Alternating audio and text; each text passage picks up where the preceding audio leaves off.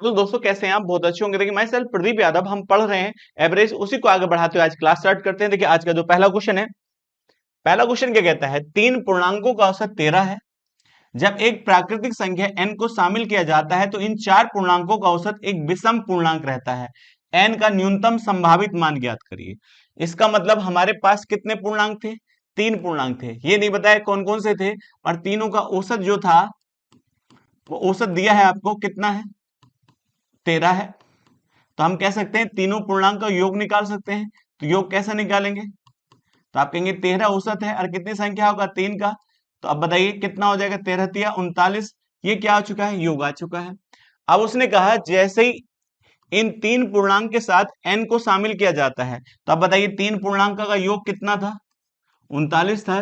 तो 39 तीन पूर्णांकों का योग है, प्लस एक और ऐड करते हैं तो इन सबका औसत एक विषम पूर्णांक आता है। इसका मतलब औसत कब निकलेगा? तो ये तो क्या है?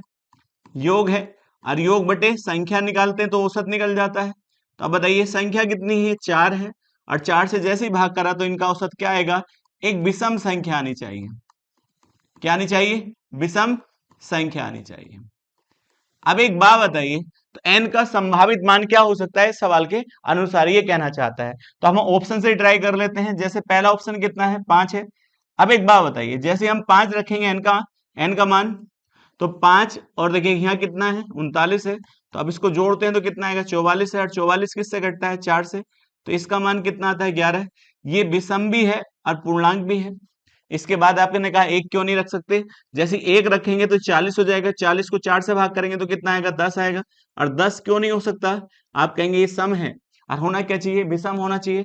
ये आपका आंसर नहीं हो सकता। इसी प्रकार से 3 रखेंगे तो आप कहेंगे, देखिएगा 39 और 3 कितना होता है? 42 होता है। 42 को हम किससे भाग करें?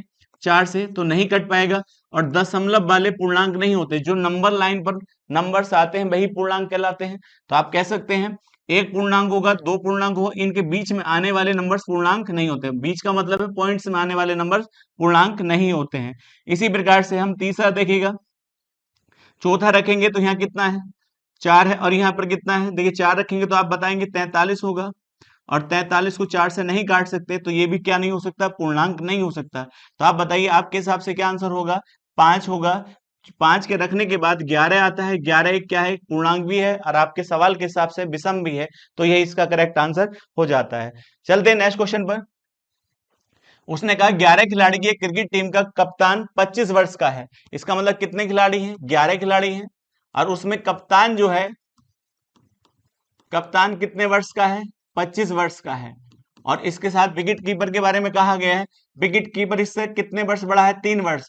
तो इसका मतलब है कितने वर्ष का होना चाहिए? 28 वर्ष का होना चाहिए। तो ये किसकी आयु है? विकेट कीपर की, और ये कप्तान की आयु है। उसने आगे कहा यदि इन दोनों की आयु को हटा दें, तो इसका मतलब आप बताइएगा 11 थे और 2 की आयु को हटा दिया जाए तो कितने हो जाएंगे? 9। तो 9 देखिएगा, शेष खिलाड़ी का औसत आयु पूरी टीम के औसत आयु से एक कम हो जाता है। तो पूरी टीम का क्या मान लीजिए? x था। ये क्या है? औसत है। अब बताइए इस समय औसत कितना हो जाएगा? तो आप निकाल सकते हैं, x-1 हो जाएगा। तो अब बताइए पूरी टीम का योग निकालें, तो पूरी टीम का क्या निकालेंगे? योग। योग कैसे निकालते हैं? औसत।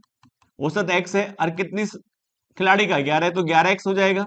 इसी प्रकार से ये क्या जाएगा? 9 x-11। तो अब एक बात बताइए, ये कितनी खिलाड़ी का योग है? 11 का है। और ये कितने का है? 9 का है। तो दोनों को देखिए, दोनों का अंतर करेंगे तो ये दो खिलाड़ी तो आएंगे। तो दोनों का अंतर करिए तो आप कहेंगे 11x माइनस के 9x, और ये प्लस बन जाएगा, माइनस प्लस हो जाएगा 9x। और ये कितने खिलाड़ी का दिया आएगा? देखिए 11 में से 9 जाएंगे, दो खिलाड़ी, और दोनों खिलाड़ी का योग कितना है? तो आप कहेंगे 25 और 28 कितना होता है? 53 होता है। इसको इधर ले जाकर घटाएंगे तो यहाँ क्या आएगा? 2x आएगा। और जब यहाँ घटाया जाएगा कितना आएगा? 44 आएगा। और जब हम 2 से डिवाइड करेंगे तो कितना आएगा? 22 आएगा। इसका मतलब x की वैल्यू कितनी आ चुकी है? 22 आ चुकी है।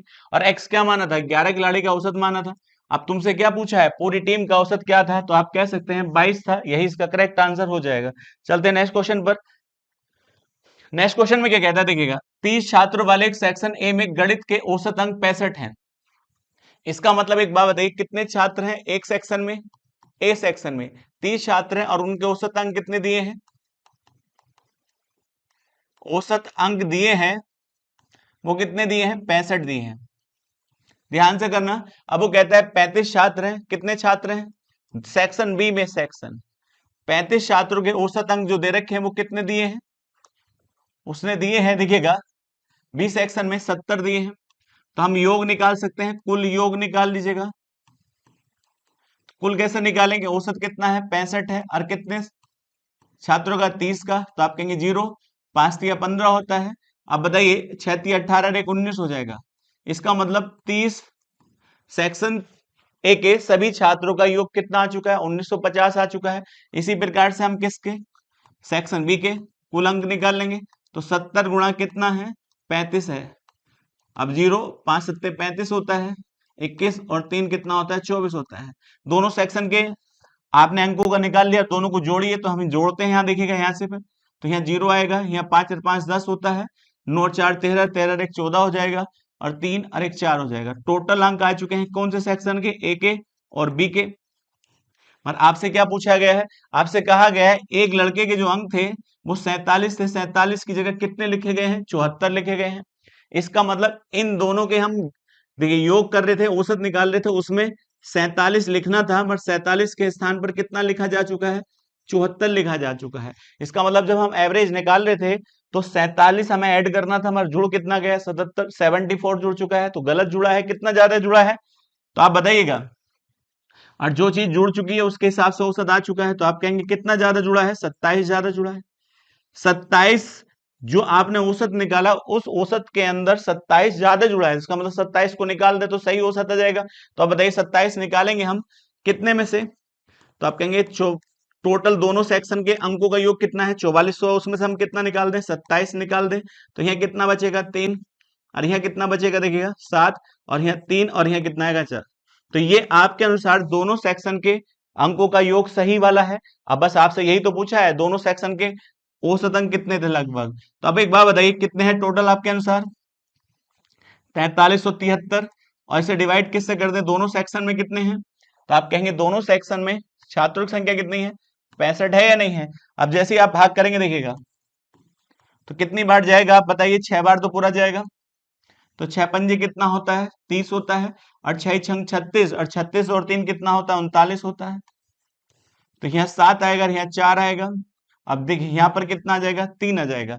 अब बताइए कितनी बार वैल्यू जाएगी, तो 6 बार देखिएगा 7 बार, तो 7 बार देखते हैं हम, देखिएगा 7 पंजे 35 होता है, और 7 छंग देखिएगा 42 होता है। 42 में हम कितना जोड़ते हैं, देखिए 42 में हम 3 जोड़ेंगे तो कितना आएगा 45 आ जाएगा। अब देखिए घटाएंगे यहाँ पर कितना आएगा 8 आएगा, और यहाँ पर कितना 1 आ जाएगा।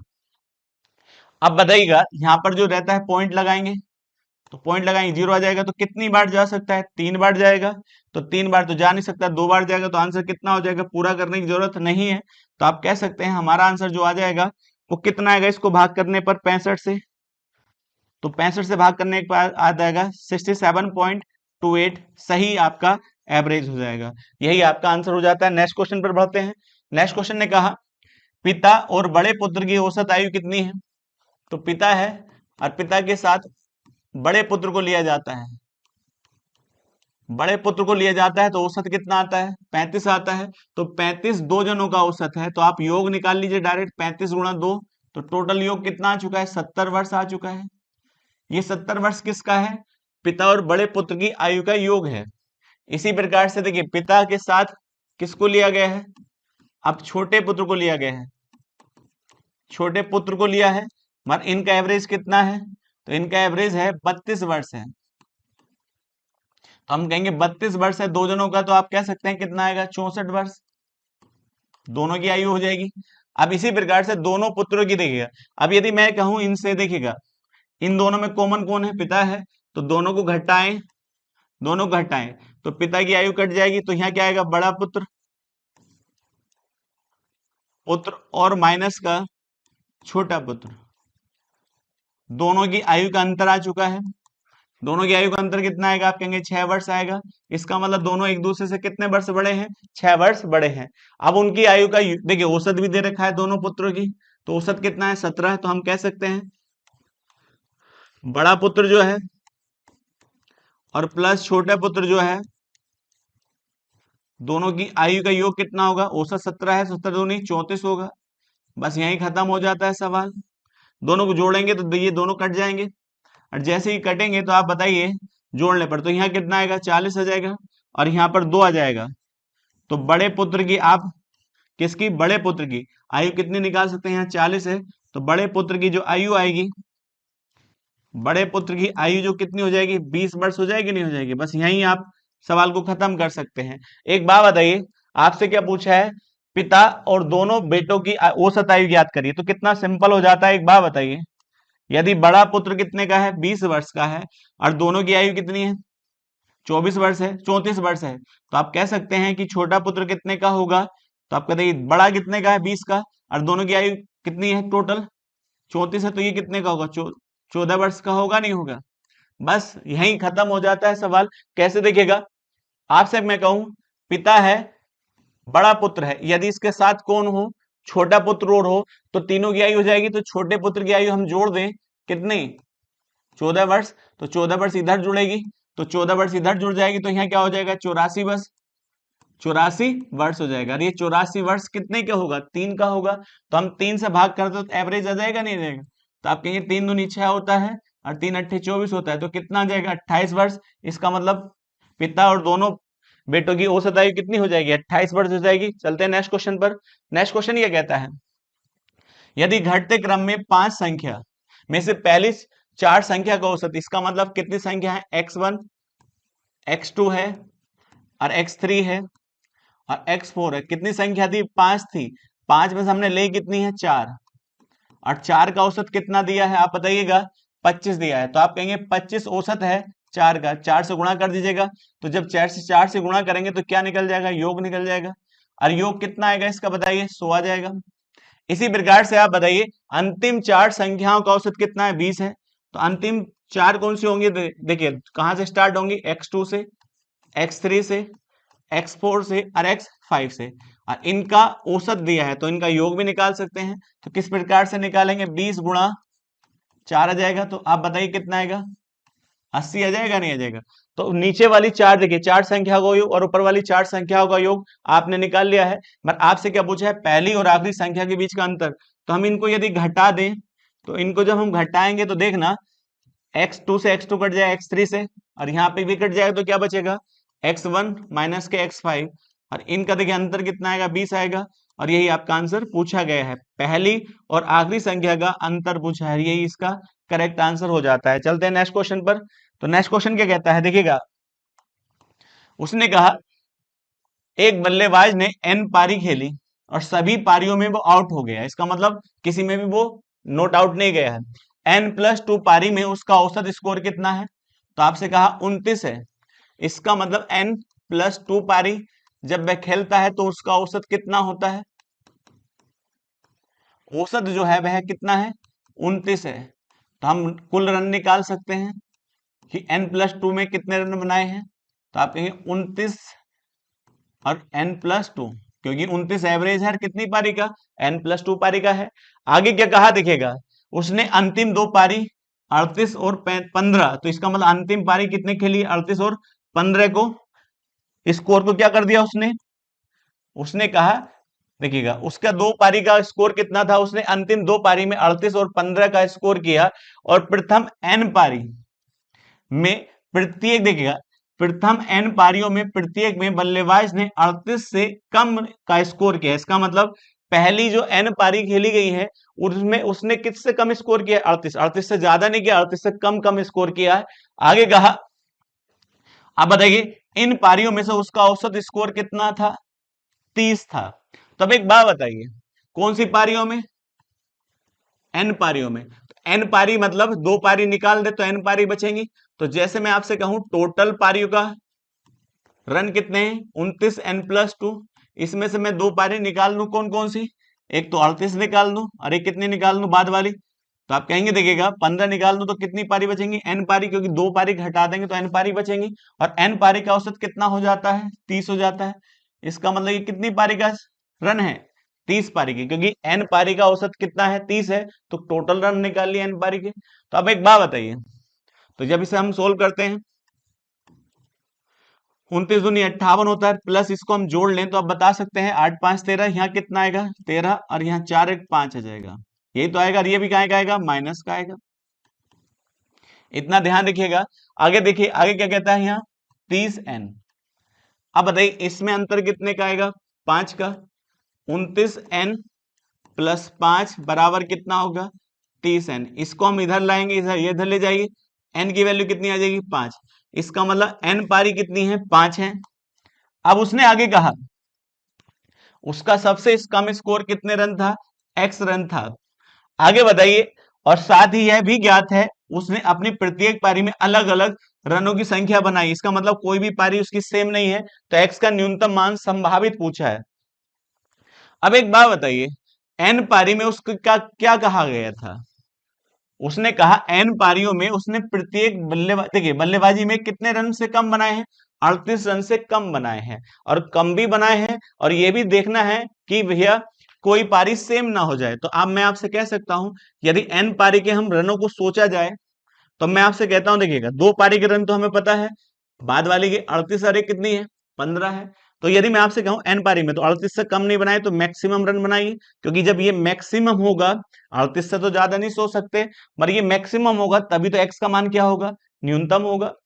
तो अब देखिए 38 से ऊपर नहीं जा सकते, मगर 38 के तुरंत बाद कितने अंक ले सकते हैं, 37। फिर क्या ले सकते हैं आप, 36। फिर इसके बाद 35, और फिर कितने ले सकते हैं, कितना आपका है, 34। और 2 पारी ये है, 38 है। तो एक बात बताइए, एक 38 तो पारी दे रखी है, और दूसरी पारी कितनी है, 15 है, और एक पारी आपको क्या माननी है, x माननी है। तो एक बात बताओ, 1 2 3 4 5 6 7 पारी होगी नहीं होगी, मगर 7 पारी में रन कितने हैं, क्योंकि x का मान कितना हो चुका है आपका, 5 आ चुका है। तो इसमें 5 रख दें तो कुल रनों की संख्या आ जाएगी ना n+2 पारी की। तो आप कहेंगे 5 और 2 7 होता है, तो 29 गुणा 7, जैसे हम करेंगे 9 7 63 होता है, 9 देखिए 7 दूनी 14 और 6 20 होता है। इसका मतलब उसने n+2 पारी में कितने रन बनाए हैं, 203 रन बनाए हैं। तो अभी यदि मैं आपसे कहूं कि इन सबका योग कितना होना चाहिए, तो आप कहेंगे 200 क्या होना चाहिए, 203 होना चाहिए। अब जोड़ने में गलती ना करी जाए, ध्यान रखिएगा। अब मैं आपसे कहूं, देखिए 7 है, और 7 और 6 कितना होता है, 13 होता है, और 13 और कितना हो गया, 18, 18 4 22 होता है, और 22 और 8 कितना होता है, 30 होता है, और 30 और 5 35 होता है। तो इसका मतलब यहाँ कितना आ चुका है, 5 आ चुका है। और कितना कैरी होता है, 3 कैरी है। आप बताइए, यहाँ कहेंगे 3, अरे कितना होता है, 4 होता है, 4 3 7, 7 3 10 होता है, 10 और 3 कितना होता है, 13 होता है, और 13 और 3 कितना हो जाएगा, 16, और 16 और कितना हो जाएगा, 16 में हम कितना जोड़े तो यहाँ 95 आ जाएगा, यही तो आएगा। और बराबर प्लस के x, और बराबर कितना है, 200, 3 ही है नहीं है। तो अब बताओ x का मान क्या होना चाहिए, उधर जाएगा घटेगा, तो आप कहेंगे 8 होना चाहिए, नहीं होना चाहिए। तो देखिएगा उसने पूछा न्यूनतम संभावित मान, तो न्यूनतम संभावित मान ना कहता तो इसका आंसर नहीं निकाला जा सकता था, क्योंकि जब इसको मैक्सिमम, देखिए इसको मिनिमम रखोगे तो यहाँ वाली पारी अधिकतम रखी जानी चाहिए, और अधिकतम ये कितनी हो सकती है, 37 हो सकती है। क्यों, क्योंकि 38 से ज्यादा रन बनाता नहीं है, तो ये 37 मैक्सिमम पारी हो सकती है इनके हिसाब से। तो यही इसका आंसर हो जाता है, इसका आंसर क्या हो जाएगा, 8 हो जाएगा। बड़ा अच्छा सवाल है एग्जाम के हिसाब से। चलते हैं एग्जाम अगले क्वेश्चन पर। आगे क्वेश्चन कहता है, एक समूह में 45 व्यक्ति, केवल पुरुष और महिला हैं, पुरुष और महिलाओं का अनुपात कितना दिया है। तो देखिए मेल और फीमेल का रेशियो दे रखा है, किस चीज का रेशियो, संख्या का अनुपात दिया है। तो ये 5 है, तो ये कितना है, महिला 4 है। ये देखिएगा ये दोनों का अनुपात है। अब आगे क्या कहा, देखिएगा यदि पुरुषों का औसत अनुपात, देखिएगा पुरुषों का औसत वजन कितना दे रखा है, देखिए 79.4 किलोग्राम, ये औसत है पुरुषों का। अब बताइए आगे क्या कहा, लेकिन महिलाओं का कितना है, तो महिलाओं का है 64.5 किलोग्राम औसत है। अब उसने कहा समूह के सभी व्यक्तियों का औसत वजन ज्ञात करिए दशमलव में। तो या तो गुणा कर लीजिएगा या औसत मान लो, तब भी हो जाएगा। अब तुम्हारे ऊपर डिपेंड करता है कि आप किस तरह से करते हैं। यदि मैं इनकी गुणा करूं तो कहेंगे 5 चौक 20 होता है। अब 5 नम कितना होगा, 45, और 45 और 2 47 हो जाता है। अब बताइए 5 सत्ते 35, और 35 में हम कितना जोड़ दें, तो आप कहेंगे 4 जोड़ेंगे तो कितना होगा, 35 4 39 हो जाता है। तो कितना आएगा, 397 आएगा। इसी प्रकार से यहाँ देखिएगा 5 चौक 20 होता है, 4 चौक 16, 16 2 18 हो जाता है, अब 6 चौक 24, 24 में हम कितना जोड़ें, एक जोड़ें तो कितना होगा, 24 और एक 25 हो जाता है। ये किसका टोटल वजन आ चुका है, महिलाओं का, और ये किसका आ चुका है, पुरुषों का आ चुका है। अब बताइएगा, अब इन दोनों को जोड़ें तो 8 और 7 15 होता है। अब 5 देखिएगा, 5 और 7, 5 और 4 कितना होता है, सॉरी 5 और 9 14, 14 और एक 15 हो जाता है। और यहाँ कितना है, 5 और एक 6, तो टोटल योग मेरे हिसाब से कितना आ चुका है, 655 आ चुका है। और कितने थे हमारे हिसाब से कैंडिडेट, तो आप कहेंगे 9 थे, क्योंकि 5 4 9 है। यदि आप रियल वाली संख्या लोगे तो रियल वाले के मल्टीप्लाई करना है, क्योंकि हमने मल्टीप्लाई किसका करा है, योग निकालते हुए 5 का और यहाँ 4 का। अब बताइए किससे भाग करें, हम 9 से भाग करते हैं, किसको, 655 को। तो मैं आपसे कहूं 9 सत्ते 63 होता है, तो बचा कितना है, 2। अब बताइए 5 आएगा, अब 9 दूनी 18 होता है, तो आप कह सकते हैं 72.8 है, कोई और तो इसका हो ही नहीं सकता। तो इसका आंसर क्या आएगा, 72.8, यही इसका करेक्ट आंसर हो जाएगा। चाहे आप इसे देखिए मान के भी करेंगे तब भी यही हो जाएगा, आप कर सकते हैं, कोई भी दिक्कत इसमें नहीं आएगी। चलते हैं एग्जाम नेक्स्ट क्वेश्चन पर। नेक्स्ट क्वेश्चन क्या कहता है, लगातार 3 वर्षों के लिए एक उत्पाद की लागत जो है 114 प्रति रुपए लीटर और 228 रुपए प्रति लीटर और क्रमशः 285 रुपए प्रति लीटर रही। एक आम आदमी उस उत्पाद पर प्रति वर्ष औसतन कितना 12,540 रुपए खर्च करता है, तो तीनों वर्षों के लिए उसके उत्पाद पर खर्च का या लागत का औसत पूछा है। तो अब एक बात बताइए, पहले वर्ष प्रति वर्ष कितना खर्च करता है, 12,500 कितना है, 540 है, इतना टोटल खर्च है। और प्रति लीटर खर्च निकाल लेंगे आप, तो इसको किससे भाग करें आप, 144 से। जैसे इसको भाग करेंगे तो पहले तो एक बार जाएगा, फिर एक बार जाएगा, फिर यहां पर कितना आ जाएगा, 0 आ जाएगा। ये किसका आ चुका है, एक वर्ष का प्रति रुपए लीटर का। अब बताइए दूसरे साल का भी निकाल लेंगे इसी प्रकार से। तो मैं आपसे कहूं यहाँ कितना है, 1200, यहाँ भी कितने से था, 12,540 खर्चता था, और यहाँ कितना लिखा है, 228। इसको हम इससे भाग करेंगे तो कितना आएगा, 55 आएगा, नहीं आएगा। इसी प्रकार से तो अब देखिए थर्ड का है, थर्ड का कैसे निकालेंगे, 12,540, और इसको हम किससे भाग कर देते हैं, तो इसको हम भाग करते हैं 285 से, और जब इसको इससे प्रॉपर भाग करेंगे तो कितना आएगा, 44 आएगा। तो आपने देखिएगा प्रति लीटर निकाल लिया है हर वर्ष का। अब उसने पूछा है उनका औसतन, औसतन निकालने के लिए क्या करेंगे, देखिएगा कितना था, 12,540 और गुणा कितने वर्ष का, 3 वर्ष का। तीनों वर्ष का क्यों लेंगे, क्योंकि ये पहले वर्ष है, ये दूसरे वर्ष है, तो तीनों वर्ष का लेना है। अब टोटल कितना है, आप कहेंगे 110 प्लस 55 और प्लस 44, ये करेंगे। आप बताइएगा प्रॉपर काटेंगे तो यहाँ पर देखिए जोड़िए पहले, 12,540 बटे 5 और 5 4 9 होता है, तो यह 9 आ जाएगा। 5 4 9 और 9 और 1 10 हो जाता है, 5 4 9 और 1 10 हो जाएगा। इसी प्रकार से यहाँ जोड़ेंगे तो यहाँ कितना आएगा। अब जब इसको, और ऊपर कितना था, 3 था, तो आप बताइए जब इसको प्रॉपर भाग करेंगे तो कितना आंसर आएगा, 180 आंसर आपका करेक्ट आ जाएगा। कर सकते हैं, या ऐसे वैल्यू को मान के भी कर सकते हैं, कोई दिक्कत नहीं आएगी। अब देखिए उसने आगे कहा एक क्रिकेट खिलाड़ी की 30 इनिंग का बैटिंग औसत कितना था, 40 रन था। तो अब एक बात बताइए, 30 इनिंग का मतलब 30 पारियों में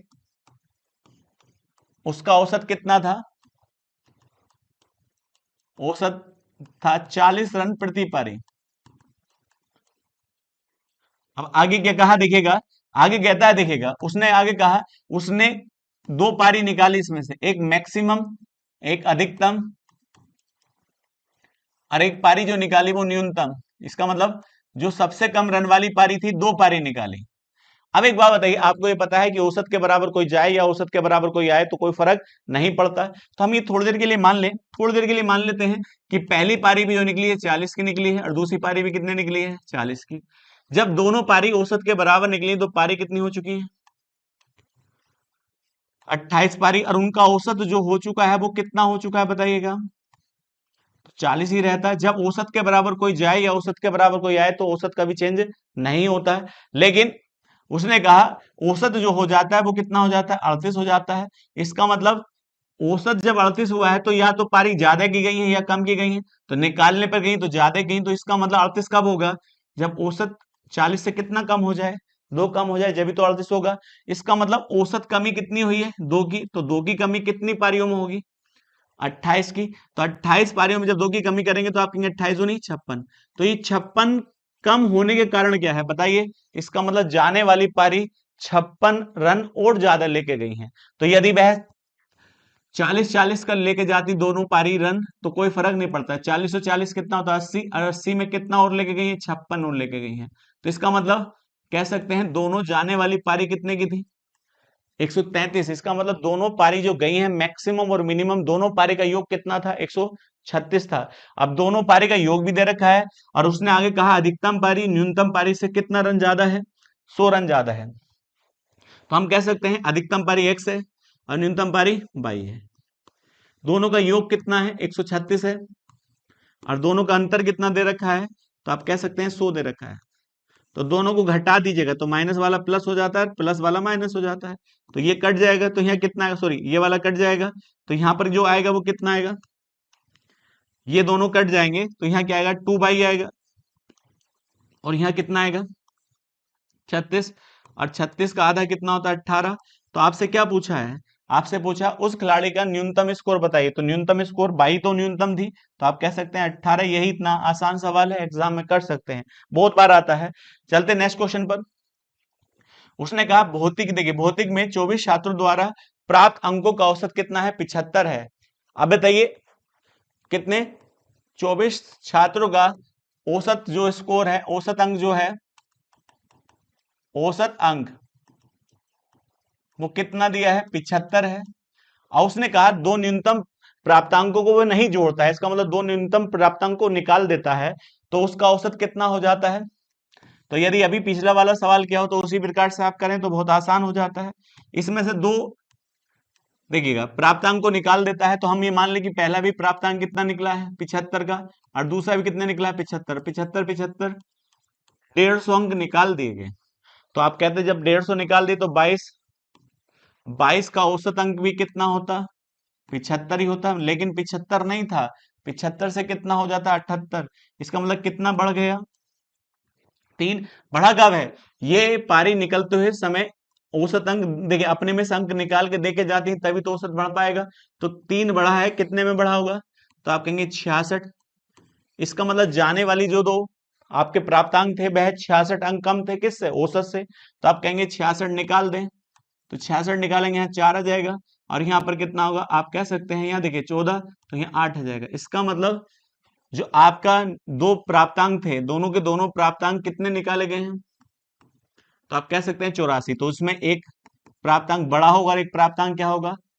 देखिएगा कम होगा। तो इसमें लिख सकते हैं पहला न्यूनतम और दूसरा न्यूनतम, दोनों देखिए दोनों प्राप्तांक का योग कितना होगा? 84 होगा। अब ये पहला न्यूनतम है, ये दूसरा न्यूनतम है, ध्यान रखिए। तो ये बड़ा होगा, ये छोटा होगा। और उसने कहा एक न्यूनतम कितना है? 68 है, तो कोई सा रख दो तो दूसरा निकल जाएगा, बराबर कितने होगा?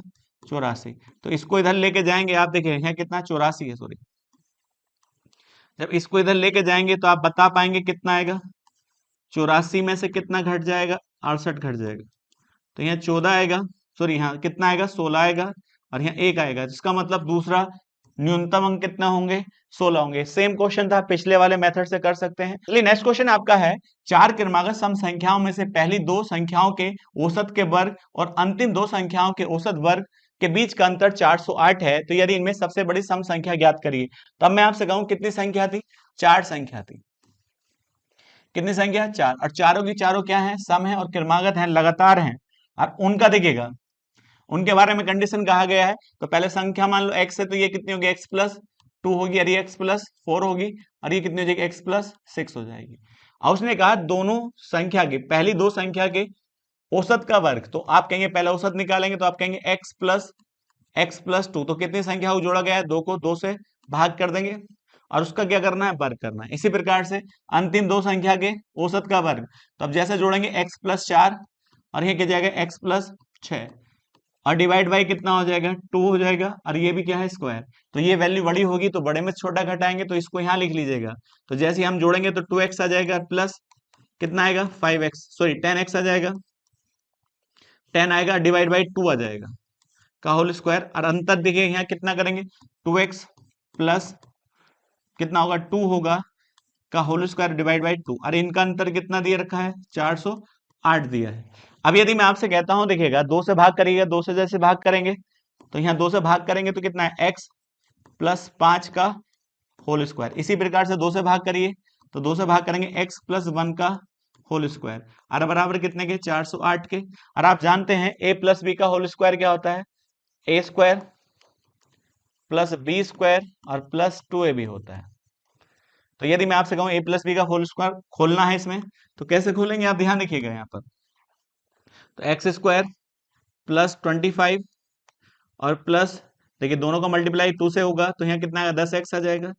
माइनस, पहले माइनस देखिए डायरेक्ट गुणा करेंगे, एक्स स्क्वायर माइनस के और प्लस के 1 होकर माइनस का अंदर देखिए गुणा हो जाएगा, माइनस हो जाएगा, और इसी प्रकार से ये क्या आएगा, 2x आ जाएगा।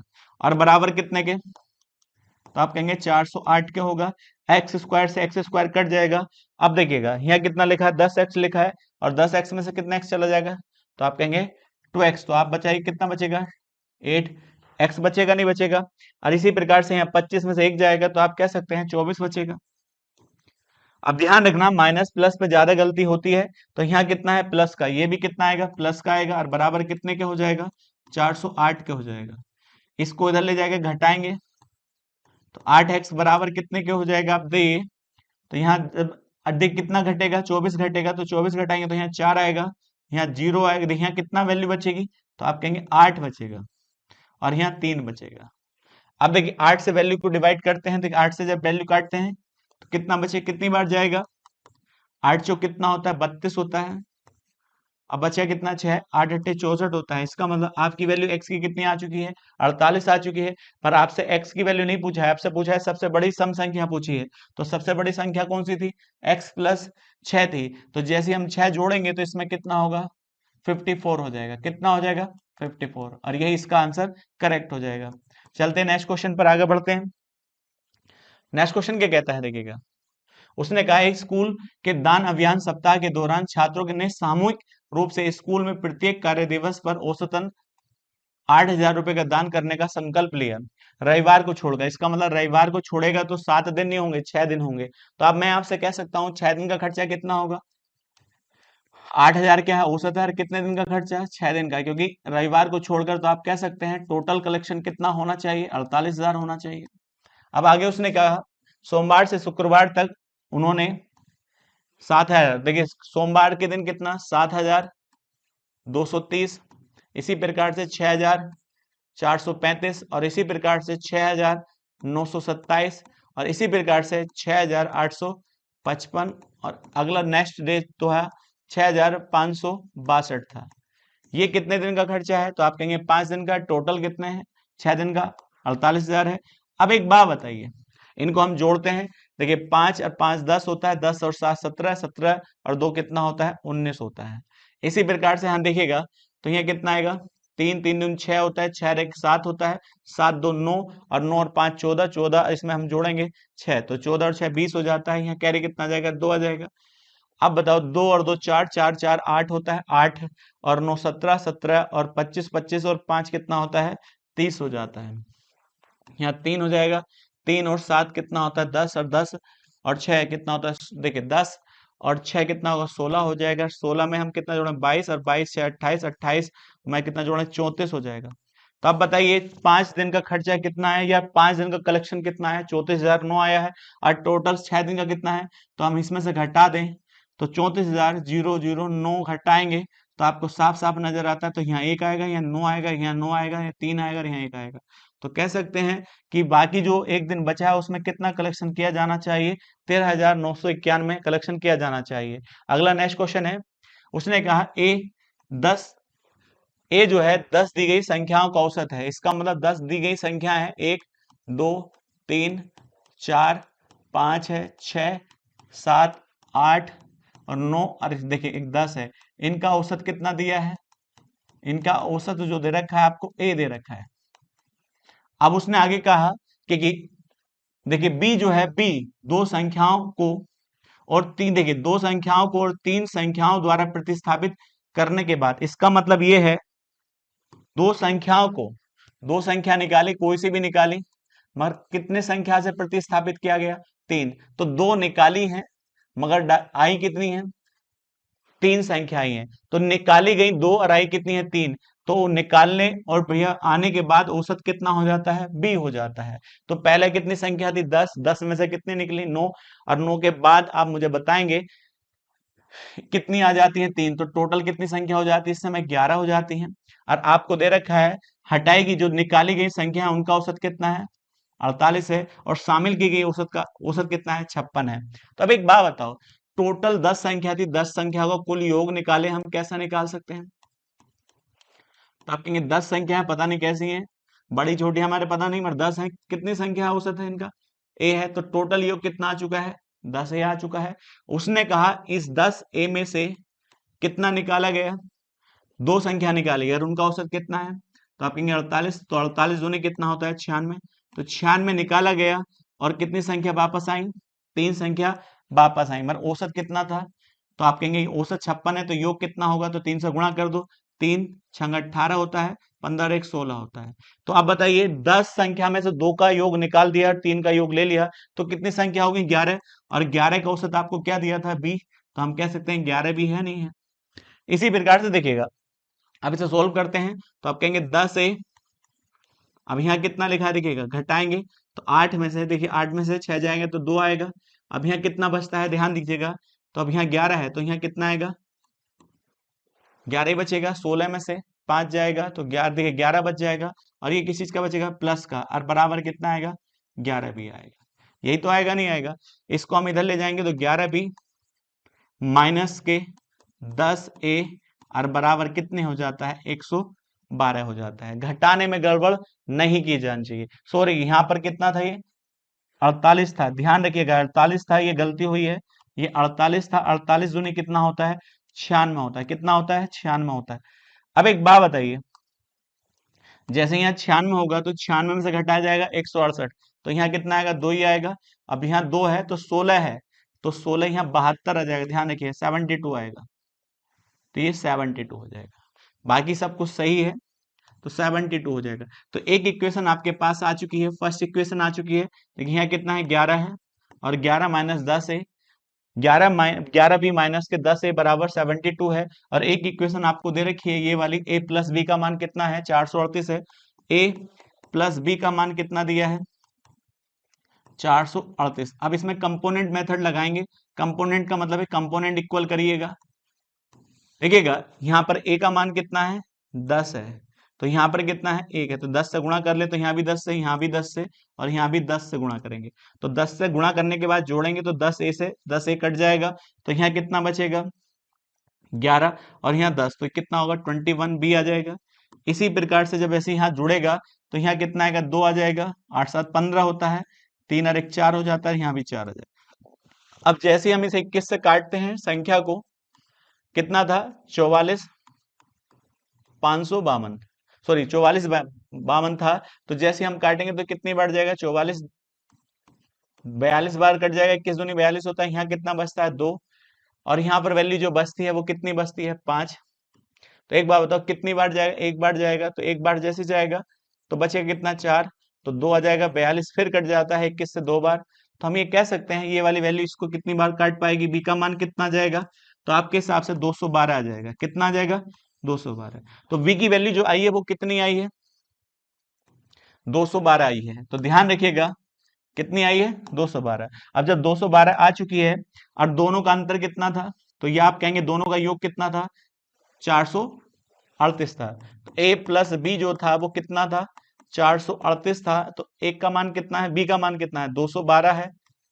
अब 212 इधर प्लस का है, उधर जाकर क्या हो जाएगा, माइनस हो जाएगा। अब जैसे ही आप घटाएंगे देखिएगा, तो घटाएंगे यहाँ पहले कितनी आ जाएगी, 6 हो जाएगी, और यहाँ कितनी आ जाएगी आप बताइए, 2 आ जाएगी, और यहाँ पर भी 2 आ जाएगी, तो 226 आ जाएगा ए का मान। ए का मान कितना है, 226 है, और बी का मान कितना है, 212 है। तो दोनों का अंतर साफ साफ नजर आता है, कितना आएगा, 14 आ जाएगा। यही इसका करेक्ट आंसर हो जाता है। चलते हैं नेक्स्ट क्वेश्चन पर। उसने कहा 7 क्रमागत विषम संख्याओं का औसत ए है। तो आप बताइए 7 क्रमागत भी है, लगातार भी है, और सारी की सारी क्या है, विषम संख्या है। अब मैं आपसे कहूं, देखिएगा 5 ले लें, कोई दिक्कत नहीं, 5 है, अपने हिसाब से लीजिए, 5 7 कहीं से भी लीजिएगा, 9 कितना है, 13 11 है, 11 के बाद 13, और 13 के बाद 15, कितनी संख्या लेनी है, 7 लेनी है। 13 के बाद क्या आता है 15, 15 के बाद 17, 2 2 4 2 6 1 7 हो चुकी है। उसने आगे कहा अगली 3 और पिछली 2, यदि पिछली संख्या हम लें तो 5 से पहले 2 संख्या कौन सी होती है, एक 3 होती है और एक क्या होती है, 1 होती है। ये भी विषम है, ये भी विषम है। पर अगली 3 लें तो अब एक बात बता दें, अगली 3 लेंगे तो यहाँ 19 आएगा और यहाँ के बाद 19 के बाद 21 आ जाएगा और 21 के बाद 23 आ जाएगा। तो पहले 7 क्रमागत संख्याओं का विषम संख्याओं का औसत कितना था, तो ये वाली 7 थी, इनका विषम संख्याओं का औसत आपको दे रखा ए, पर मेरे हिसाब से कितनी होंगी, मेरे हिसाब से क्या होगा 11 होगा, क्योंकि औसत कैसे निकालते हैं, पहली संख्या और लास्ट की संख्या, जब गैप इक्वल होता है पहली संख्या और लास्ट की संख्या को जोड़कर आधा कर देते हैं, तो आप कहेंगे 7 5 कितना होता है, सॉरी 7 17 और 5 कितना होता है 22 और 22 का आधा कितना हो 11। तो मेरे हिसाब से 11 है और सवाल में कितना दे रखा है, इसका मान ए दे रखा है। इसका मतलब ए की वैल्यू क्या क्या है 11 है, या 11 की वैल्यू क्या है ए है। अब जैसे ही आपने कहा अगली 3 संख्या लो और पिछली 2 लो, तो अब बताइए पहली और लास्ट की संख्या क्या हो गई है आपके अनुसार, 1 और 23 हो चुकी है। तो 1 और 23 को जोड़ते हैं 24 होता है, 24 का आधा कितना होता है, आप कह सकते हैं 12 होता है। अब मुझे बताइए 11 का मान क्या था ए, तो 12 का मान क्या होगा, ए प्लस 1 होगा नहीं होगा। तो इसका मतलब अब औसत कितना हो जाएगा, ए प्लस 1 हो जाएगा। बड़ा अच्छा सवाल है, कर सकते हैं। चलते हैं नेक्स्ट क्वेश्चन पर। उसने कहा 5 संख्याएं हैं जिनमें पहली संख्या दूसरी संख्या की दोगुनी है। इसका मतलब पहली संख्या किसकी दोगुनी है, दूसरी संख्या की, पहली संख्या दूसरी संख्या की दोगुनी है। तो ये 2 है, तो ये कितना है, सॉरी ये 1 है, तो ये कितना है 2 है, क्योंकि दुगनी कौन है, ए है। आगे कहा और तीसरी संख्या की 2/3 है। इसका मतलब कौन सी संख्या, पहली संख्या, किसकी, तीसरी संख्या की। तो अब कौन 2/3 है, तो 2/3 का मतलब जानते हैं 2/3, तो इसका मतलब हम तीसरे को क्या मान ले, 3, तो 3 से 2/3 निकालेंगे तो 2 ही आएगा, तो ये 3 होगी, तो ये कितना मान होगा, 2 होगा। अब बताइए दोनों में कॉमन कौन है, ए, और ए का मान दोनों जगह 2 2 है, तो कंबाइंड रेशियो लिख सकते हैं इन तीनों संख्याओं का, पहली दूसरी और कौन सी, तीसरी। तब एक बात बताइए, तो पहली कितना है यहाँ पर 2 है, दूसरी कितनी हो जाएगी, 1 हो जाएगी, इसी प्रकार से ये 3 हो जाएगी। तीनों का रेशियो आ चुका है। अब आगे क्या कहा गया है, 5 संख्या का औसत कितना है, 60 है। तो अब बताइए 5 संख्या का औसत कितना है, 60 है, तो हम लिख सकते हैं 5 संख्या का योग कितना होगा, तो 60 गुणा 5 हो जाएगा। 60 गुणा 5 कितना होता है, 300 होता है। इसका मतलब 300 तो क्या हो चुका है, योग हो चुका है।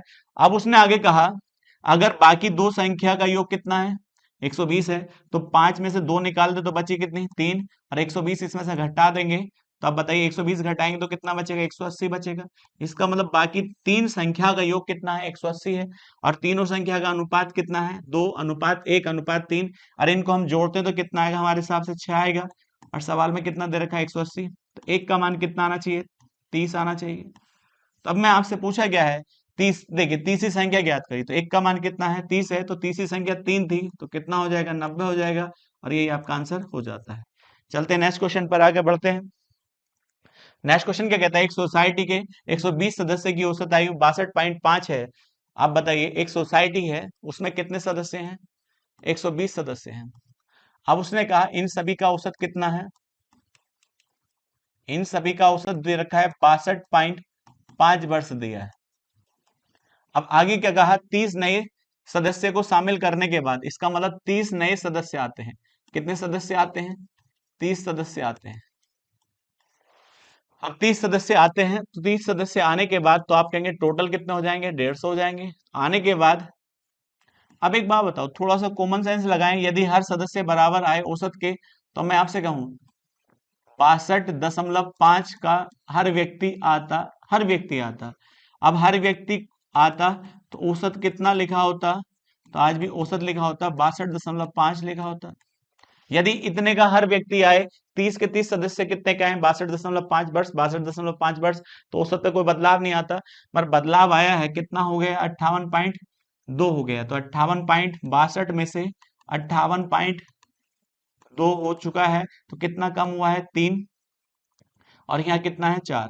इसका मतलब हम कह सकते हैं कि जो 4, देखिए इसमें से कितना घटाया गया है, 4.3 कम हो चुका है इस समय। तो 4.3 औसत कमी है, कितने में हुई होगी, तो आप कह सकते हैं कितने में हुई है, 150 में, 150 में हुई है। तब एक में आप बताइए 150 में हुई है, तो 150 गुणा 4.3, तो दशमलव हटाएंगे नीचे जीरो आ जाएगा, जीरो से ये जीरो काट देंगे, 15 से क्या होता है 45 होता है, यहाँ क्या आएगा 4 आएगा। अब 15 चौका कितना होता है 60 होता है। अब 60 में हम कितना जोड़ दें तो 4 तो 64 हो जाएगा। इसका मतलब जो आने वाले हैं व्यक्ति जो है 30 के 30, वह टोटल कितनी आयु के थे 600 कितने के 645 के थे। अब आप बताइए आपके हिसाब से कितने के आए हैं, तो आप कह सकते हैं, तो उसने आगे कहा 30 नहीं, देखिए पहले कितने थे 120 थे, अब 120 का औसत कितना था 62.5 था, और इसी प्रकार से देखिएगा अब औसत कितना हो जाता है 58.2 हो जाता है। तो 58.2 होने का मतलब है कितने में कम हुआ, तो आप कह सकते हैं 150 में हो सकता है, 150 में होगा कम। अब उसने आगे कहा तो नए शामिल सदस्यों की औसत आयु ज्ञात करिए। तो हम एक बात बताइए 15 से 45 होता है, ये गुणा आएगी है। अब ये औसत किसकी आयु होनी चाहिए 30 की 30 नए की सदस्य की आयु होनी चाहिए।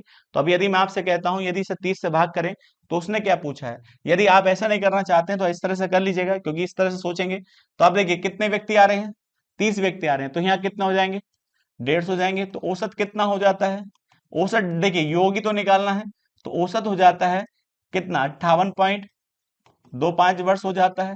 तो आप गुणा कर लीजिएगा, पहले कितना था 120 थे, तो 120 से गुणा करिए यहां से डायरेक्ट, तो 62.5 गुणा 120, पॉइंट हटाएंगे नीचे क्या आएगा जीरो आ जाएगा, जीरो आएगा नहीं आएगा, 12 पंजे कितना होता है 60 होता है, ध्यान दीजिएगा 12 पंजे कितना होता है 60 होता है।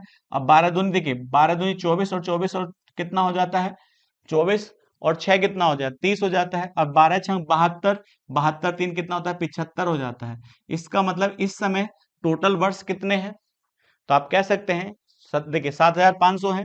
इसी प्रकार से यहाँ देखिए 150 हो जाते हैं, और 150 का औसत कितना हो जाता है 58.2 हो जाता है। पॉइंट हटाएंगे नीचे क्या आ जाएगा जीरो आ जाएगा, एक जीरो से ये एक जीरो काट सकते हैं। अब गुणा करिएगा 15 दूनी 30 होता है, तो यहाँ कितना आएगा 15 अट्ठे कितना होता है 120 होता है, और 120 में जैसे हम कितना जोड़ेंगे 3 तो 123 हो जाता है। अब एक बात बताओ 12 कैरी आएगा, अब 15 पंजे 75, 75 में हम कितना जोड़ दें तो 12 जोड़ दे तो 87 हो जाता है।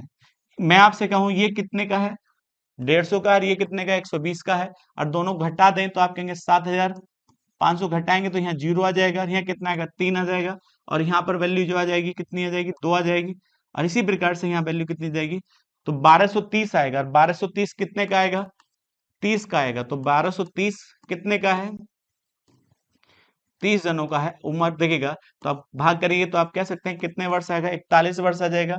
आप पहले तरह से भी कर सकते हैं, वह डायरेक्ट वैल्यू निकालने का तरीका होता है। बस ये होता है कि ध्यान रखिए उसमें गुणा भाग गलती ना हो जाए, क्योंकि इसमें योग करने में दिक्कत आ जाती है। चलते हैं नेक्स्ट क्वेश्चन पर। उसने कहा राम श्याम और रोहन रीता और मुकेश एक परिवार के 5 सदस्य हैं। इसका मतलब क्या है राम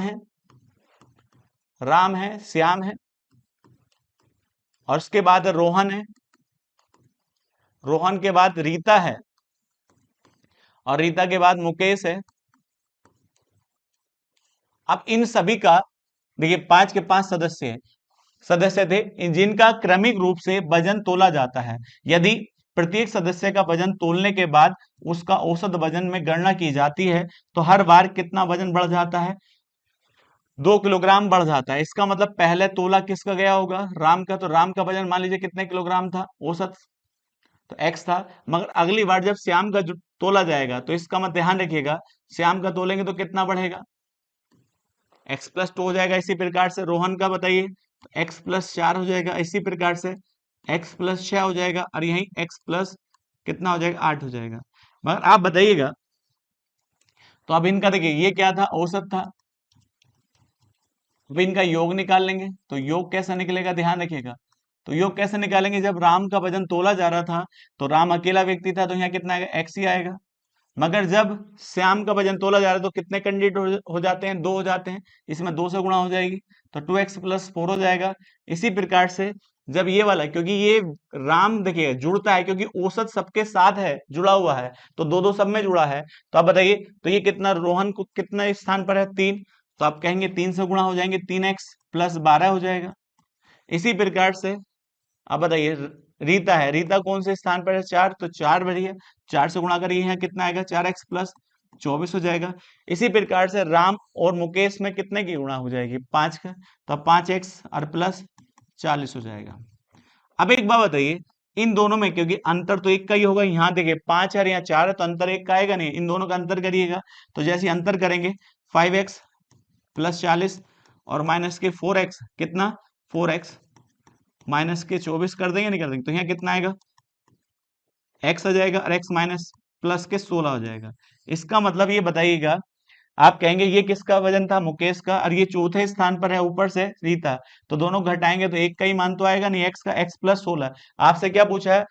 तो राम से मुकेश कितना भारी है, तो राम से मुकेश कितना भारी है, तो ध्यान रखिएगा x प्लस 16, तो राम कितने का है, कितना है? तो आप कहेंगे x का है, तो देखिए मुकेश इसके अनुसार ही तो देखा जाएगा, नहीं देखा जाएगा। तो जब दोनों का अंतर कितना है x प्लस 16, तो x किसका था? राम का, तो राम से कितना है? 16 भारी है, ये इसका करेक्ट आंसर हो जाएगा। चलते हैं नेक्स्ट क्वेश्चन पर। नेक्स्ट क्वेश्चन क्या कहता है? देखिए, एक कक्षा के 7 विद्यार्थी की औसत आयु 28 वर्ष है, पहले 3 छात्रों की औसत आयु 30 वर्ष है, तो बताइए कितने छात्र हैं? 7 हैं। 7 का औसत कितना? 28 है। पहले 3 छात्रों का औसत जो है वो 30 वर्ष है। चौथे, देखिए चौथे छात्र की आयु 5वें छात्र की आयु से 4 वर्ष कम है। आगे कहता है अंतिम 2 छात्रों की आयु समान है और वो पहले 3 छात्रों की औसत से कितना ज्यादा है? 5 ज्यादा है। तो छात्र कितने थे? 7 थे। 2 3 4 5 6 और कितने छात्र थे? 7 थे। और इन सबका औसत कितना था? औसत जो था वो कितना है? 28 है। कितना है? 28 है। तो योग निकाल लेंगे, टोटल योग कैसे निकालेंगे? तो आप योग निकाल सकते हैं, तो योग कितना होगा? 28 गुणा 7 हो जाता है, तो 8 सत्ते 56 हो जाता है, 7 दूनी 14, 14 में देखिए कितना आएगा? 5 जोड़ेंगे तो कितना? 19 हो जाएगा। इसका मतलब इन 7 के 7 का योग कितना है? 196 वर्ष है। आगे कहा पहले 3 का, तो पहले 3 का औसत कितना दे रखा है? तो पहले 3 का औसत है 30 वर्ष है, तो योग निकाल सकते हैं। तो योग कैसा आएगा इनका? तो योग कितना हो जाएगा? 90 वर्ष आ जाएगा। आगे क्या कहा देखिए, चौथे छात्र की आयु 5वें छात्र से, उसने कहा है चौथे वर्ष की आयु 5वें छात्र वर्ष से कितना? 4 कम है। इसका मतलब इसकी आयु कितनी कम है? 4 वर्ष कम है। आगे कहता है देखिएगा, इनके दोनों के बारे में क्या बताया गया है? अंतिम 2 छात्र की आयु समान है और पहले 3 छात्रों की औसत से कितना ज्यादा है? 5 ज्यादा है। तो पहले 3 छात्रों का औसत कितना है? 30 है। तो इन दोनों का औसत कितना होगा?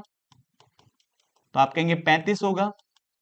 तो 35 2 का औसत है, तो इन दोनों का योग कितना हो जाएगा? 70 हो जाएगा।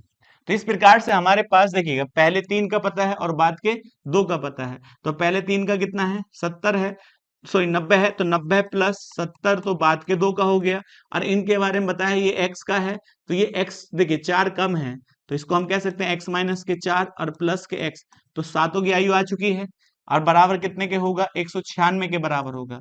यदि मैं आपसे कहूं यहाँ कितना लिखा है? 160 लिखा है और प्लस 2x माइनस के 4 बराबर 196। तो जब इसमें से हम घटाएंगे, ध्यान रखिएगा, जैसे इसमें घटाएंगे तो यहाँ कितना आएगा? 156 प्लस के 2x बराबर कितने का? 196 के। इसको इधर ले जाएंगे तो 2x का मान कितना आ जाएगा? जैसे हम इसमें घटाएंगे तो 40 आ जाएगा। 40 x का मान कितना आ जाएगा? x का मान हो जाएगा आपका 20 आ जाएगा। और x का मान जब 20 आ चुका है, इसके बाद आपसे क्या पूछा है? तो आप बताइए चौथे और पांचवें का औसत ज्ञात करिए। तो चौथे और पांचवें का औसत ज्ञात करना है, तो बाकी इतना ना भी करते तो सीधा आपको पता चल जाता कि 40 है। कितना है? 40 है। तो अब एक बात बताओ, ये 40 का है तो पहला कितना है? 40 सॉरी 20 का है, तो दूसरा कितने का है? 16 का है। और दोनों का योग कितना है? तो आप कहेंगे 38 और 38 का आधा कितना होता है? देखिए कितना है यहाँ पर? 36। 36 का आधा कितना होता है? 18 होता है। यही तो औसत हो जाएगा, नहीं हो जाएगा? तो आसानी से कर सकते हैं, कोई भारी काम नहीं है। यदि आप इस यहां से भी सवाल को पकड़ लेते, इन दोनों की वैल्यू ना रखते, इसको उधर लेकर जाकर घटाएंगे तो आप बताएंगे कितना आएगा, और उसको आधा कर देंगे तो 18 ही आ जाएगा। चलते हैं नेक्स्ट क्वेश्चन पर। नेक्स्ट क्वेश्चन क्या कहता है? एबीसी और डी का औसत भार जो है 33 किलोग्राम है। कितने किलोग्राम है? 33 किलोग्राम। किसका मान है? ए प्लस बी और प्लस सी और प्लस डी का औसत कितना दिया है? 33 है। तो 33 कितने का है? 4 का। 4 से गुणा कर लेंगे तो योग निकल जाएगा। 4 तिया 12 होता है और 4 तिया 12 13 होता है। आगे क्या कहा, सी ए से 12 किलोग्राम हल्का है। इसका मतलब सी जो है किससे, ए से, ए से हल्का है कितने किलोग्राम, 12 किलोग्राम। तो मैं आपसे कह सकता हूं ए माइनस सी बराबर कितने होगा, 12 किलोग्राम ही होगा। ये औसत नहीं है, वजन दे रखा है। तो उसने कहा है सी जो है ए से कितना हल्का है, 12 किलोग्राम। तो यदि मैं आपसे कहूं यहाँ सी की वैल्यू निकाली जाए तो सी की वैल्यू क्या होगी, तो आप कह सकते हैं जब सी की वैल्यू निकालेंगे इसको इधर ले जाएंगे, तो ये आप कह सकते हैं जब सी की वैल्यू निकालेंगे तो ए माइनस के 12 लिख सकते हैं, नहीं लिख सकते हैं। इसका मतलब ए से 12 कम है सी। आगे कहा दिखेगा, आगे क्या कहा, जबकि सी जो बी जो है सी से 6 किलोग्राम भारी है, बी जो है सी से कितना किलोग्राम भारी है, देखिएगा बी कहता है बी सी से कितना किलोग्राम भारी है। तो अब देखिए सी से भारी है तो बी माइनस सी बराबर कितने हो जाएगा, 6 किलोग्राम भारी हो जाएगा। तो अब यहां पर क्या दिया था, ए जो है सी से कितना कम है, 12 किलोग्राम कम है। अब देखिएगा जबकि बी जो है सी से कितना भारी है, तो आप बताइए यहां पर देखिए यदि मैं सी की वैल्यू रखूं तो सी की वैल्यू कितनी है, तो आप कहेंगे सी की वैल्यू कितनी है, ए माइनस प्लस बन जाएगा 12 और बराबर कितने हो 6 किलोग्राम। इसको इधर लेके जाएंगे तो बी की वैल्यू कितनी हो जाएगी, तो आप कहेंगे ए माइनस 12 और प्लस 6। तो बी की वैल्यू जो आएगी वो कितना आएगा, ए माइनस के 6 आ जाएगा। ये बी की वैल्यू आ चुकी है आपके अनुसार। आगे कहता है देखिएगा डी का वजन सी से कम है। तो सी से कम है किसका, डी का, कितना किलोग्राम, 10 किलोग्राम, यही तो कहना चाहता है। अब यदि मैं आपसे कहूं, अब बताइए सी की वैल्यू निकालें तो सी की वैल्यू कितनी आ जाएगी, सर डी की वैल्यू निकालें आप यहां से तो डी की वैल्यू जो आएगी वो कितनी आ जाएगी, सी माइनस के 10 हो जाएगी।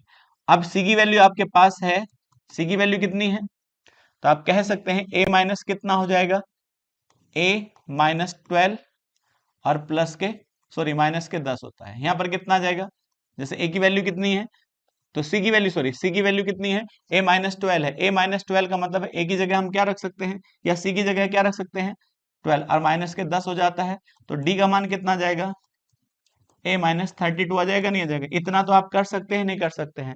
अब बताइए आपने देखिए सब प्रॉपर वैल्यू निकाल ली है और टोटल हमारे पास कितना था, 132 था। तो ए की जगह हम वैल्यू कितनी रखेंगे, ए ही रखेंगे। मगर बी की जगह हम क्या रख सकते हैं, ए माइनस 6। और सी की जगह हम क्या रख सकते हैं, तो सी की जगह हम लिख सकते हैं ए माइनस के 12। और इसी प्रकार से हम देखिए डी की वैल्यू कितना रख सकते हैं, तो डी की वैल्यू हमें निकालनी नहीं थी, वैसे डी की वैल्यू तो डी रख दीजिएगा क्योंकि आपको इसका औसत ही पूछा है। ध्यान रखिए ए और डी का औसत ही तो पूछा है।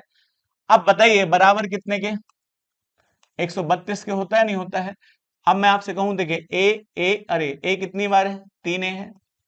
और इसी प्रकार से आप देखिएगा हम क्या लिख सकते हैं यहाँ पर, तो ए की वैल्यू यहाँ पर या डी की वैल्यू रख देते तो ए का मान निकाल लेते। तो देखिए यहाँ पर डी की वैल्यू रख लीजिए, कोई दिक्कत नहीं है, बाद में देख लेंगे, ए और डी का मान तो निकालना है।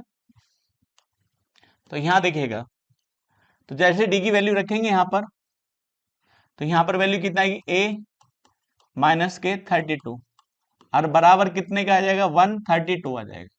अब 132 आएगा तो आप बताइए ए कितना आ चुका है, 4 आ चुका है, 4 और माइनस के देखिए यहाँ जोड़ेंगे तो ये यहाँ कितना हो गया, 24 हो गया है, 34 हो गया, 34 है, 40 आ चुका है। कितना आ चुका है, 40 ए आ चुका है, 40 सॉरी 4 ए माइनस 40 आ चुका है। यहाँ कितना है 130। तो इसको इधर ले जाएंगे तो हम कह सकते हैं 4 ए बराबर कितना आ जाएगा, 172 आ चुका है। अब 4 से डिवाइड करेंगे, ए की वैल्यू कितनी आ चुकी है, 4 चौक 16 होता है। अब बताइए 4 चौक 16 और 4 तिया 12 होता है, ए की वैल्यू कितनी आ चुकी है, तो आप कह सकते हैं 43 आ चुकी है। तो डी की वैल्यू कितनी आएगी, तो डी की वैल्यू यहाँ रख लीजिएगा, 43 माइनस के 22 होता है। तो 43 माइनस 22 कितना होगा, 21 होगा। अब मैं आपसे कहूं इसका मान कितना है, 43 और इसका मान कितना है, 21 है। और दोनों का क्या पूछा है, औसत पूछा है। तो 43 प्लस के 21 डिवाइड बाय 2 करेंगे तो यहाँ वैल्यू कितनी आ जाएगी आपकी 4 और यहाँ पर कितनी आ जाएगी 6 आ जाएगी। अब दोनों को डिवाइड करेंगे तो आप कह सकते हैं कितना मान आएगा, 2 से तो 32 आ जाएगा और ये इसका आंसर हो जाएगा, ये इसका करेक्ट आंसर हो जाता है। चलते हैं नेक्स्ट क्वेश्चन पर। नेक्स्ट क्वेश्चन क्या कहता है, एक कार्य देखिए एक कार्यालय में सभी 200 कर्मचारी का औसत वजन जो था 68.2 किलोग्राम था। अब उसने कहा जहां 2/5 महिला कर्मचारी हैं। तो अब मैं आपसे कहूं देखिएगा फीमेल कितनी है, 2/5 है, तो इसका मतलब टोटल 5 है, तो 2 क्या है, फीमेल है, तो मेल कितने होंगे, तो आप कहेंगे 3 होंगे, जब भी तो टोटल 5 बनेंगे। अब उसने आगे कहा एक पुरुष और एक महिला का औसत वजन का अनुपात कितना है, तो 7:5 है। तो पुरुष और महिला का वजन का अनुपात क्या है, 7:5 है। अब बताइए, आपको दिया गया था 200 कर्मचारी थे और उनका वजन कितना है, 68.2 है। तो बस सिंपल है, रेशियो से औसत निकाल लीजिए, कोई रियल मान निकालने की जरूरत नहीं है। तो कितने पुरुष हैं, 3 है, और 3 का औसत हमारे अनुसार कितना दिया है, 3 का औसत कितना दे रखा है आपको, 7 दे रखा है। तो आप कहेंगे योग निकालिए, इनके हिसाब से कितना है, 7 या 21 होगा। इसी प्रकार से यहाँ निकालिए, योग कितना होगा, 10 होगा। तो आप बताइए 10 और यहाँ 21 है, तो कितना है, 31 होगा। अब हमारे हिसाब से योग इतना है, मगर सभी का औसत कितना है, 68 पॉइंट, तो आप कह सकते हैं 2 है या नहीं है। अब बताइए कितने का है, कि जब हमने रियल मान नहीं लिया तो रियल से गुणा मत कर देना 200 से। आपने रियल देखिए मान नहीं लिया, आपने लिया कितना था, 3 और 2, 3 और 2 कितना होता है, 5, इसका मतलब 5 यहाँ लेना है। अब 31 से हम इसको भाग करें तो 31 ही का ना, 31 31 दूनी कितना होता है, 62 होता है। 62 जब घटाएंगे फिर 62 आएगा, तो अब बताइए 31 दूनी 62 होता है। तो एक का मान कितना आ जाएगा, 11 आ जाएगा। एक का मान कितना आएगा, 11। जब एक का मान 11 आ चुका है, आपसे पूछा है महिला कर्मचारी का औसत कितना है, तो महिला कर्मचारी का औसत कितना था, 5 था, तो एक का मान 11 है, तो 11 पंजे 55 हो जाएगा। यही इसका करेक्ट आंसर हो जाता है। चलते हैं नेक्स्ट क्वेश्चन पर। नेक्स्ट क्वेश्चन पे क्या कहता है, पहली संख्या दूसरी संख्या का 1/3 है। उसने कहा पहली संख्या जो है दूसरी संख्या का 1/3 है, दूसरी संख्या का क्या है, 1/3 है। तो यदि यह 3 है तो यह कितना होगा, 1 होगा, 1/3 तभी तो होगा। आगे कहता है दूसरी संख्या जो है, कौन सी संख्या, दूसरी संख्या तीसरी संख्या का 1.5 गुना है। तो तीसरी संख्या कितना गुना है, 1.5 गुना। तो अब मैं आपसे कहूं ये 2 है, तो 1.5 गुना कितना होगा, ये 3 होगा। आगे कहा तीसरी संख्या जो है, तीसरी संख्या चौथी संख्या का 3 गुना है, चौथी संख्या का कितना है, 3 गुना है। तो ये 1 है, तो ये कितना होगा, 3 होगा। अब चारों संख्या का औसत कितना दे रखा है, 10 दे रखा है। तो इस एक बार बताइए, हमारे पास 3 रेशियो है अलग अलग प्रकार से संख्याओं का, तो मैं एक साथ कंबाइंड रेशियो बनाऊं तो कैसे बनाएंगे, 1:2 और 2:3, और यहाँ क्या आएगा, 4, यही तो आ जाएगा, नहीं आ जाएगा। तो 1 रेशियो कितना था, 1:3 हो जाएगा, और 2 रेशियो देखिएगा 3 कितना था, 3:2 हो जाएगा। और इसी प्रकार से यहाँ 3 रेशियो यहाँ कितना है, 1 है, ये आपसे कहा है। अब देखिए कंबाइंड बनाएंगे तो यहाँ कितना लिख दीजिएगा, 3, और यहाँ लिख दीजिएगा 3, यहाँ भी 3 लिख दीजिएगा, और यहाँ भी 2 लिख दीजिएगा, क्योंकि जो खाली है उसके आगे वाले अंक से भरना है इसको, यहाँ 3।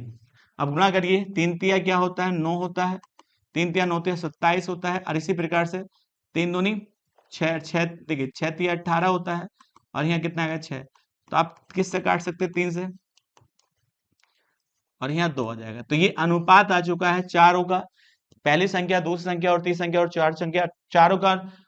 अब देखिए क्या दे रखा है आपको, आपको दे रखा है आपका एवरेज दे रखा है, तो हम एवरेज निकालें तो इसका एवरेज क्या आएगा, टोटल सम कर लीजिएगा।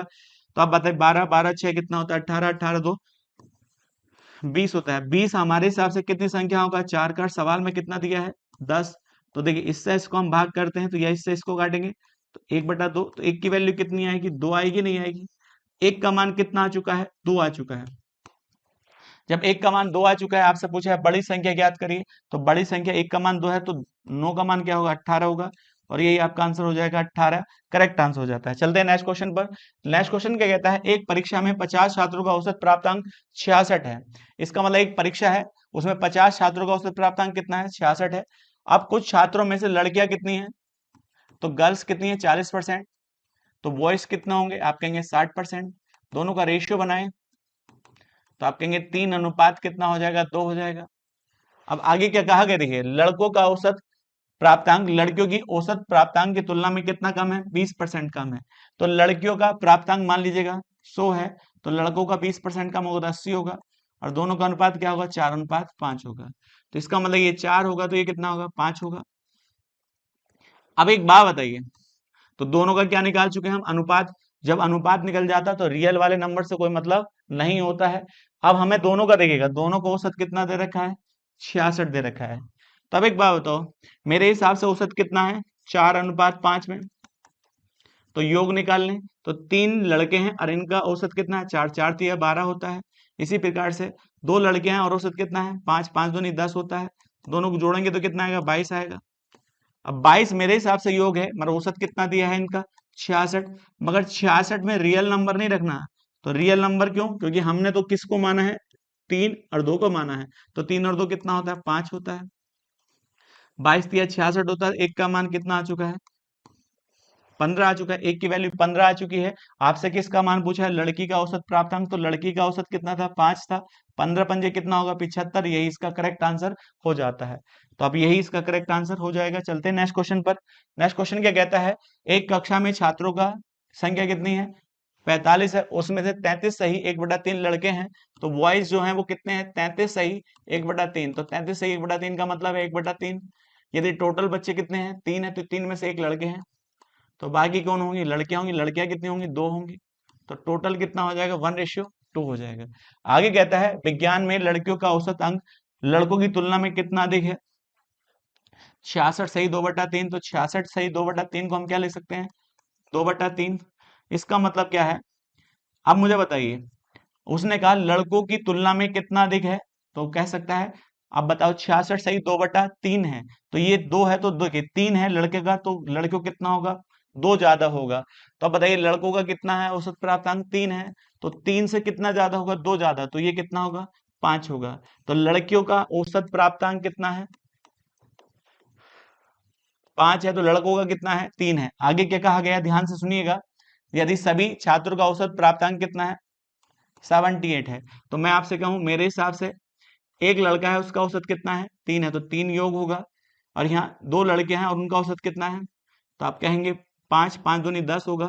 तो लड़कों के औसत प्राप्तांक और लड़कियों के औसत प्राप्तांक का हमने सम निकाल लिया, तो टोटल कितना आया हमारे हिसाब से, टोटल अंक जो आए दोनों के 13 आए हैं, पर हमारे हिसाब से औसत कितना है 78।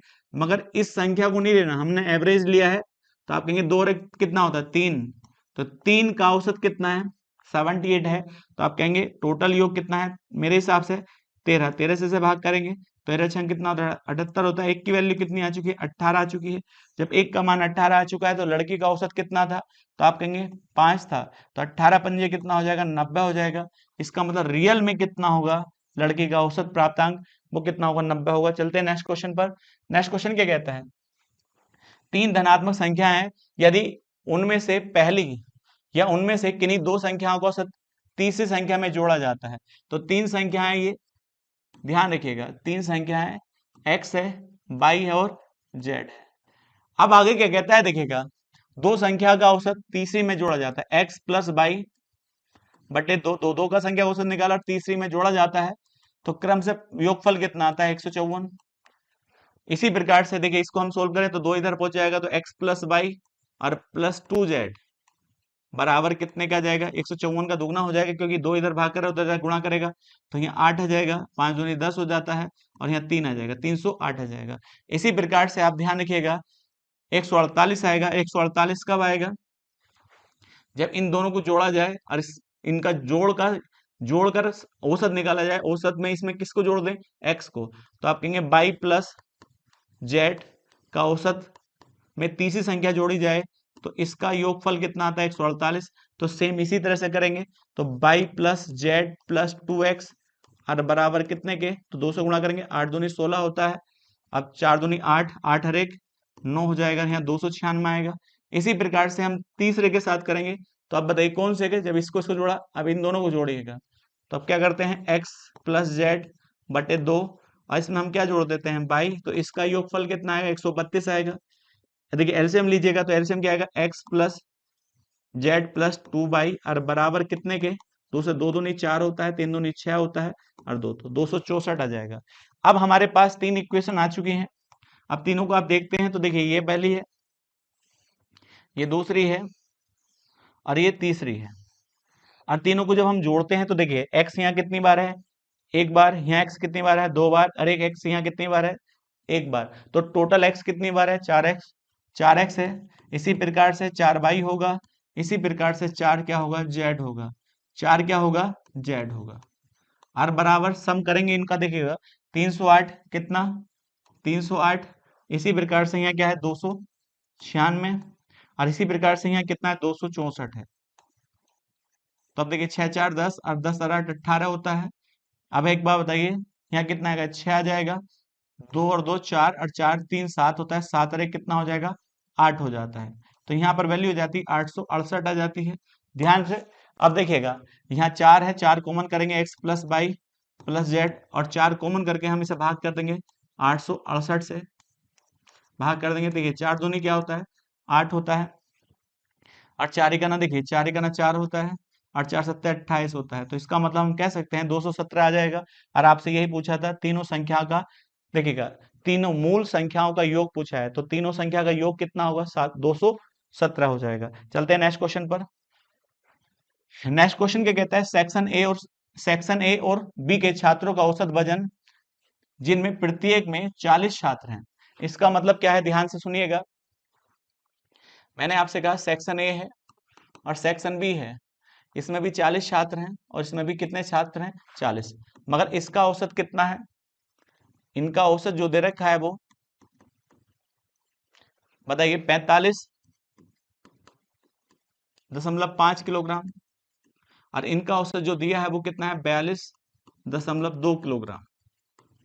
आगे कहता है सेक्शन ए के दो छात्र का, देखिए औसत जो है, सेक्शन ए के दो छात्रों का औसत जो है 48, इसमें कितने छात्र हैं, 2 छात्र हैं, और दोनों का औसत जो दे रखा है 48 दशमलव कितना 75।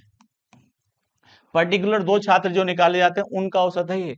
सेक्शन ए में 2 छात्र का औसत कितना है, 48.75 किलोग्राम था, जिन्हें सेक्शन बी में स्थानांतरित कर दिया जाता है। इसका मतलब जो 2 छात्र हैं इसमें से निकालकर इसमें भेज दिए जाते हैं, और उन 2 छात्र का, सारे में से नहीं, इससे कोई मतलब नहीं है। इन 2 छात्र को जो निकाला गया उनका औसत निकाला गया और उनको किस में भेजा गया है, बी में भेजा गया है, और जिनका औसत कितना था, 48.75 था।